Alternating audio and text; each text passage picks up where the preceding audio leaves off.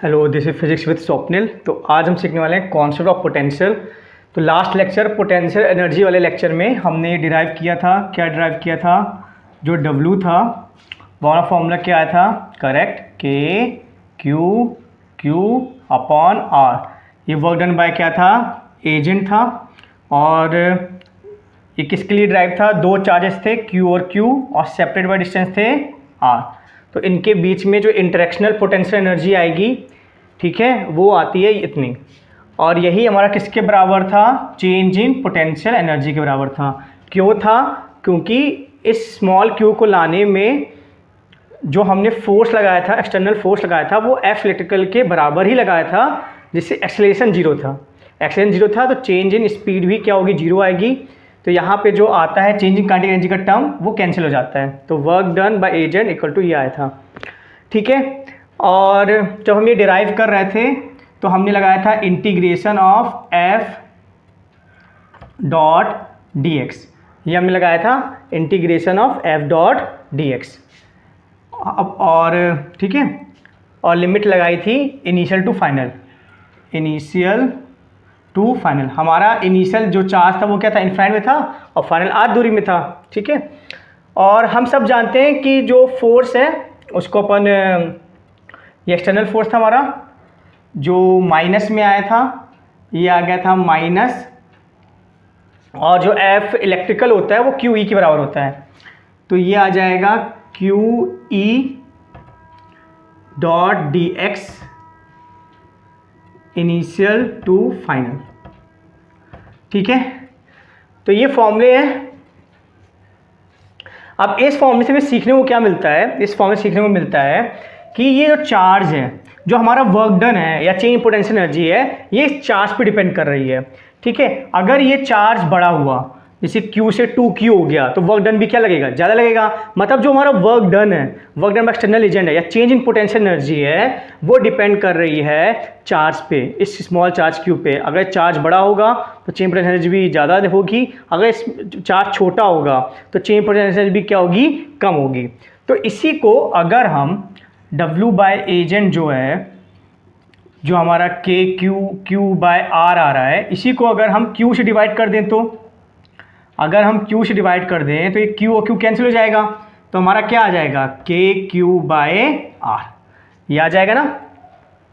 अब ये जो हमारा नया टर्म आया, work done by agent per unit charge, वो किसी Q पे डिपेंड नहीं है। चाहे हम किसी भी चार्ज को लाएं, चाहे हम 2Q को लाएं या 4Q को लाएं या 6Q को लाएं, work done by charge depend ही नहीं करता, केवल ये सोर्स चार्ज पे डिपेंड करता है, ठीक है।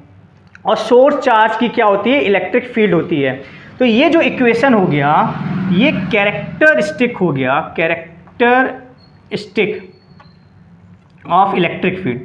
क्या हो गया, कैरेक्टरिस्टिक ऑफ इलेक्ट्रिक फील्ड। मतलब ये जो इक्वेशन है केवल इलेक्ट्रिक फील्ड पे डिपेंड कर रहा है। इलेक्ट्रिक फील्ड पे क्यों डिपेंड कर रहा है, क्योंकि जो सोर्स चार्ज है वही इलेक्ट्रिक फील्ड प्रोड्यूस कर रही है, ठीक है। ये एक्सपीरियंस चार्ज पे डिपेंड ही नहीं कर रहा है। तो ये कैरेक्टरिस्टिक्स क्या हो गया, इलेक्ट्रिक फील्ड का हो गया characteristic, W agent by Q। और इसी कैरेक्टरिस्टिक्स को हम बोलते हैं change in potential, del V से डिनोट करते हैं। यही होता है हमारा चेंज इन पोटेंशियल, ठीक है। और ये जो हमारा है डेल U है, वो क्या था, ये कैरेक्टरिस्टिक था इलेक्ट्रिक फील्ड का और किसका, एंड चार्ज का, दोनों का था, ठीक है। सोर्स चार्ज की इलेक्ट्रिक फील्ड का और जो एक्सपीरियंस चार्ज, उन दोनों का कैरेक्टरिस्टिक था, ठीक है। मतलब ये जो चार्ज आ रहा है, छोटा चार्ज आया है तो कम पोटेंशियल एनर्जी होगी, ज़्यादा चार्ज आया 2Q 3Q आया है तो ज़्यादा पोटेंशियल एनर्जी होगी। लेकिन जो ये डेल V है, ये एक्सपीरियंस चार्ज पे डिपेंड नहीं कर रहा, स्मॉल Q पे डिपेंड ही नहीं कर रहा है। तो कोई सा भी आप ले आओ, ठीक है, तो एक गिवन दूरी पे R पे पोटेंशियल सेम होगा। तो ये केवल इस सोर्स चार्ज पे डिपेंड कर रहा है। तो ये कैरेक्टरिस्टिक्स ऑफ इलेक्ट्रिक फील्ड है। तो ये डेल V का हमारा फॉर्मूला आ गया। तो अगर इन शॉर्ट हम डेल V का देखा जाए फॉर्मूला, तो डेल V हमारा क्या होता है, डेल V हमारा हो जाएगा, एक तो ये फॉर्मूला हो गया हमारा work done by agent by Q, ठीक है। और वर्क डन बाय एजेंट खुद क्या होता है, डेल U, तो ये हो गया डेल U बाय Q भी हो गया, ठीक है। और एक क्या हो गया, हम यहाँ से जानते हैं कि W इसके बराबर भी होता है, तो ये हो गया minus Q integration of initial to final E dot d x. अब ये x में जा रहे हैं, जनरल फॉर्मूला होता है dr, क्या हो जाता है dr, कहीं पे भी जाओ dr, ठीक है। तो ये फॉर्मूले हैं हमारे चेंज इन पोटेंशियल के, ये हमें याद रखने हैं, ठीक है। चेंज इन पोटेंशियल क्या है, work done by agent upon Q, या change in potential energy upon Q, या minus Q integration initial to final E dot dr, okay. और एक और हमने निकाला था ये, है ना, तो इसको थोड़ा सा एक और फॉर्मूला इसका हो जाएगा, W एजेंट ये आया था, तो डेल V हमारा हो जाएगा KQ/R, ये भी हमारा फॉर्मूला हो गया, ठीक है, KQ/R। चेंज पोटेंशियल क्या हो गया, KQ/R, ओके। तो आई होप आपको ये समझ में आया होगा चेंज पोटेंशियल का कॉन्सेप्ट। अब इसको थोड़ा रब करते हैं।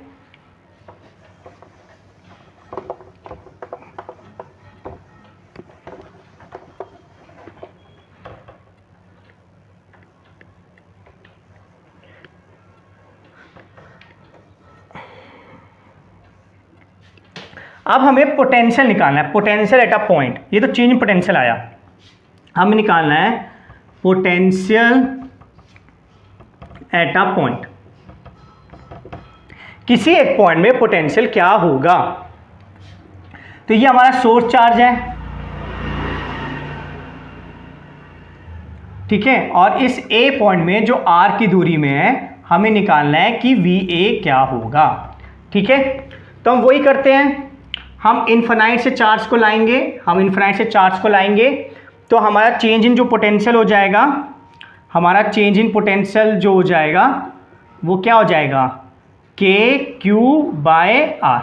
अब चेंज इन पोटेंशियल क्या होता है, final potential minus initial potential equal to क्या हो जाएगा, KQ/R।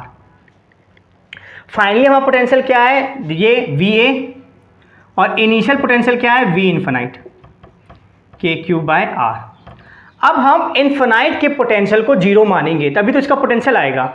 अगर मैं बोलूं कि ये आपका सतना है और ये रीवा है, और मैं बोलूं सतना से रीवा की डिस्टेंस 60 किलोमीटर है, तो आपने यहाँ पे सतना के बस स्टैंड में जीरो माना है ना, 0 किलोमीटर, तो रीवा के बस स्टैंड में 60 आया होगा। तो आपने जब सतना में के बस स्टैंड को जीरो माना है तभी तो आप बोल सकते हो रीवा 60 की दूरी पे है, तो कहीं ना कहीं तो आपको जीरो मानना पड़ेगा ना, जब तो किसी की वैल्यू आएगी। तो हमने जो जीरो माना है वो यहाँ माना है, V ऑफ इन्फिनाइट हमने क्या माना है, 0, इसका पोटेंशियल क्या माना है, 0, तो हमारा VA क्या आ जाएगा, KQ/R, ठीक है, VA क्या आ जाएगा, KQ/R, ठीक है। आई होप आपको समझ में आया होगा कि हमें कहीं ना कहीं एक पोटेंशियल जीरो मानना पड़ेगा, ठीक है। तो हमने यहाँ पे पोटेंशियल जीरो माना है तभी हमारा कहीं पे पोटेंशियल आएगा, नहीं तो हमारा चेंज पोटेंशियल तो KQ/R ही है। अब इसमें बहुत इसमें बातें हैं। तो पहली इंपॉर्टेंट बात क्या है कि charge should be always with sign, always with sign. जो चार्ज होगा वो हमेशा साइन के साथ आप पुट करोगे। अगर सोर्स चार्ज प्लस क्यू है तो plus Q, source charge minus Q है तो माइनस क्यू रखोगे, ठीक है। सेकेंड बात है इसमें कि जो हमारा पोटेंशियल होता है वो स्केलर होता है, क्या होता है, स्केलर, वेक्टर नहीं है, ठीक है। थर्ड हमारा इसमें जो है वो क्या है, रेफरेंस हमने क्या लिया है, रेफरेंस हमने लिया है इन्फिनाइट, रेफरेंस क्या लिया है हमने, इन्फिनाइट। इन्फिनाइट में अगर पोटेंशियल जीरो है तब इसकी वैल्यू यहाँ पे इतनी आई है, KQ/R है। अब सवाल ये उठता है कि मान लो अगर हम नहीं लेते हैं रेफरेंस इन्फिनाइट, हम कोई और पॉइंट लेते हैं, B पॉइंट ले लेते हैं, तो क्या इसका पोटेंशियल आएगा। तो देखिए यहाँ पे अगर हम कोई पॉइंट B लेते हैं, ठीक है, और B से A ले जा रहे हैं, तो चेंज इन पोटेंशियल क्या हो जाएगा, ये हो जाएगा हमारा, और ये दूरी हमारी R2 है और मान लो ये R1 है।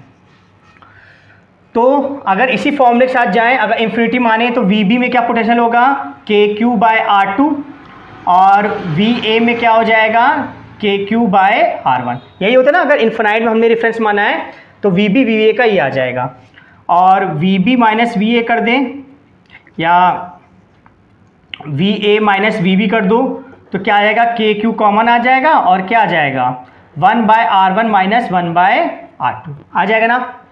अब फिर से वी ए का निकालना है, लेकिन अब हमको रेफरेंस बी मानना है। अब मैं रेफरेंस इनफाइनाइट नहीं मानना चाहता हूँ, मैं रेफरेंस बी मानना चाहता हूँ। अब मैं यहाँ का पोटेंशियल जीरो लूँगा, मेरी मर्जी है, मैं कहीं कहीं पोटेंशियल जीरो ले सकता हूँ, ठीक है, जो नहीं कि आप इनफाइनाइट में पोटेंशियल जीरो मानो। तो मैं बी में पोटेंशियल जीरो मानना चाहता हूँ, तो मेरा जो वी ए आ जाएगा वो क्या आ जाएगा, के क्यू 1/r1 माइनस 1/r2। तो आप डिफरेंस देख रहे हैं ना, ये फॉर्मूला वी ए का आया कब, when reference is at B. जब मैंने बी में रेफरेंस माना तब वी ए का ये फॉर्मूला आएगा, लेकिन अगर मैंने इनफाइनाइट में रेफरेंस माना तो के क्यू बाय आर आएगा। ज़्यादातर यही वाला फॉर्मूला इस्तेमाल होता है। तो आपको लेकिन समझाने के लिए था, ये फॉर्मूला कब है, जब हम इनफाइनाइट में पोटेंशियल को क्या मानेंगे, जीरो मानेंगे, ठीक है। आई होप आपको ये समझ में आया होगा।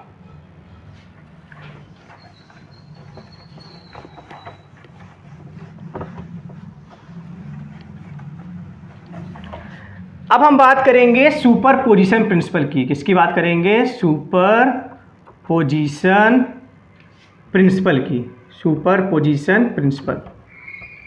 अब मान लीजिए ये पॉइंट है कोई ए और कुछ चार्जेस हैं -q1 q2 q3, इसकी दूरी r1 है, इसकी दूरी r2 है और इसकी दूरी r3 है। तो वी ए पूछा गया क्या है।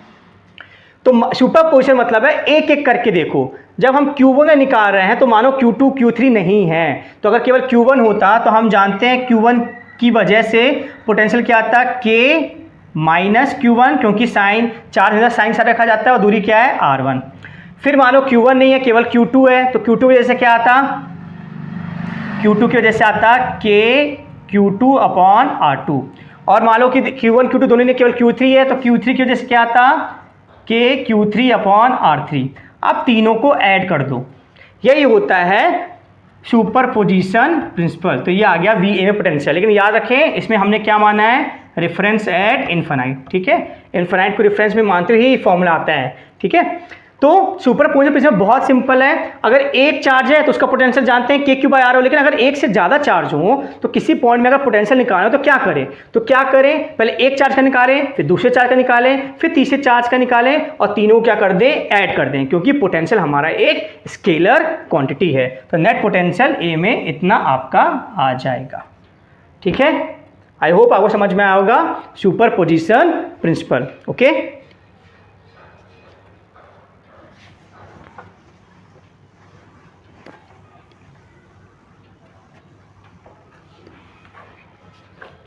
अब हमने एक देखा था work done by agent upon Q, क्या आया था, करेक्ट, डेल वी आया था। तो इसको हम ऐसे लिख सकते हैं, Q del V equal to work done by agent, ये हम लिख सकते हैं ना। अब इसका प्रयोग करने वाले हम, ठीक है। तो हमारा टॉपिक है work done in assembling 3 charges, ठीक है। सो हम लोग निकालेंगे work done in assembling 3 charges. 3 charge को हमें असेंबल करना है। मान लो ये Q1 है, ये Q2 है और ये Q3 है, और इनकी दूरी क्या है, R R R। तो ये असेंबल करने के लिए हमारा वर्क डन कितना निकलेगा।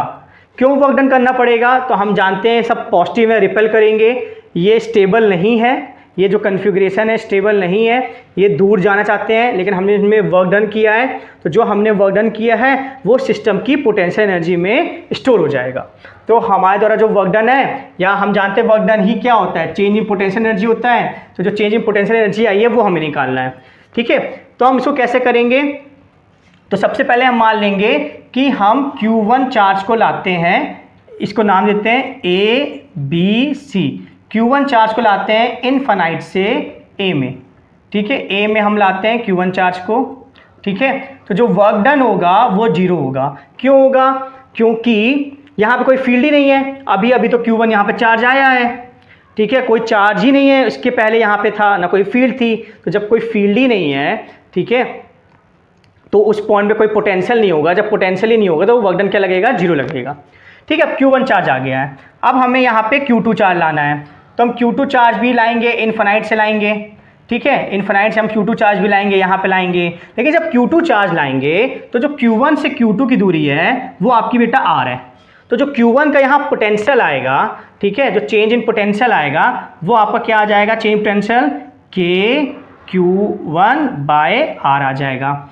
और हम जानते हैं कि जो हमारा पोटेंशियल एनर्जी है या जो वर्क डन है वो क्या होता है, Q इंटू डेल वी, ठीक है। तो हम चार्ज क्या ला रहे हैं, Q2 ला रहे हैं, यहाँ पे Q2 ला रहे हैं, तो जो वर्क डन है हम जानते हैं Q इंटू डेल वी होता है। तो हम चार्ज क्या ला रहे हैं, Q2 ला रहे हैं, तो Q के लिए क्या आ जाएगा, Q2, और डेल वी कितना है, KQ1/R। तो हमारा वर्क डन क्या हो जाएगा, KQ1Q2/R, इतना वर्क डन हो गया W2, ये W10।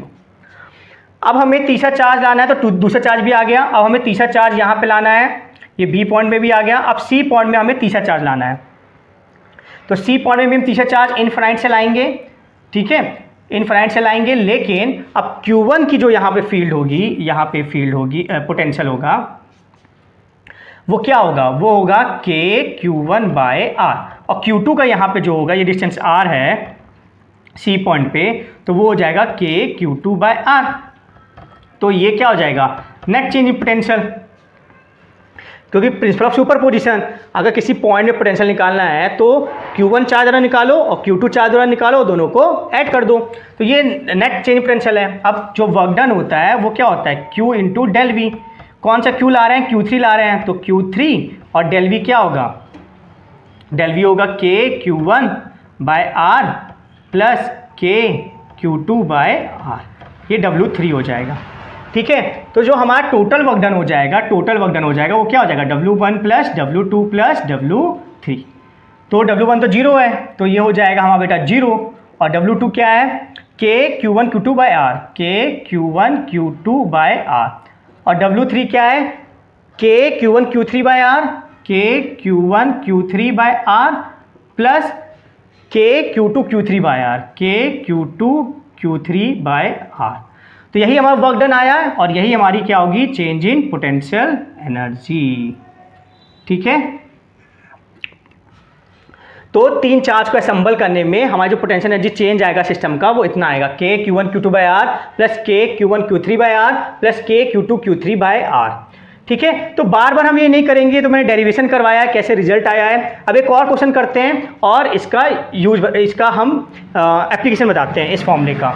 इसमें आप देखो सबके कॉम्बिनेशन बन रहा है, देखो Q1 का Q2 के साथ, Q1 का Q3 के साथ, देखो Q1 का Q2 के साथ, Q1 का Q3 के साथ, फिर Q2 का Q1 के साथ पहले बन चुका तो नहीं बनेगा, लेकिन Q2 का Q3 के साथ नहीं बना है, तो Q2 का Q3 के साथ जितने कॉम्बिनेशन बन सकते हैं वो सब यहाँ पे आ जाएंगे, ठीक है। तो एक स्क्वायर का देखते हैं एग्जाम्पल, और आप बताइएगा कि चेंज इन पोटेंशियल एनर्जी का क्या आंसर आएगा। तो एक स्क्वायर है, उसको असेंबल करना है, 4 पॉइंट है, 1 2 3 4, ABCD कर देते हैं, ABCD, ये हमारा Q1 है, ये हमारा Q2 है, ये Q3 है, और ये Q4 है, ठीक है, ये हमने कर दिया है। और डिस्टेंस मान लीजिए R R R और R। तो कितने कॉम्बिनेशन बैठ सकते हैं, तो आप एक फॉर्मूला याद कर लिए, n(n-1/2), इतने कॉम्बिनेशन हो सकते हैं। तो हमारे n कितना है, हमारा कितने हैं, 4, तो रख दिए 4, 4-1/2, तो क्या आ जाएगा, 4 3 2, तो 2, तो 6 कॉम्बिनेशन बैठेंगे, ठीक है। कैसे कैसे बैठेंगे, पहले Q1 का Q2 के साथ, Q1 Q2/R, फिर Q1 का Q3 के साथ, तो ये डिस्टेंस लेंगे, ये R है, तो ये R√2 हो जाएगा, तो ये हो जाएगा KQ1 Q3/R√2। फिर Q1 का Q4 के साथ, तो KQ1 Q4/R। अब Q2 का Q1 के साथ हो चुका है, तो Q2 का Q3 के साथ, तो KQ2 Q3/R। अब Q2 का 4 के साथ, तो ये डिस्टेंस फिर से क्या हो जाएगी, R√2, तो हो जाएगा KQ2 Q4/R√2, 1 2 3 4 5, एक बाकी है। तो Q3 का Q2 के साथ हो चुका है, Q3 का Q1 के साथ हो चुका है, तो बचा K Q3 Q4 bye R, तो पूरे 6 हो गए, ठीक है। और Q4 का तो सबके साथ हो चुका है, तो यही हमारा आंसर आएगा चेंज इन पोटेंशियल एनर्जी का। देखिए एक स्टेप में आंसर आ गया, ठीक है। आई होप आपको ये समझ में आया होगा। Thank you so much.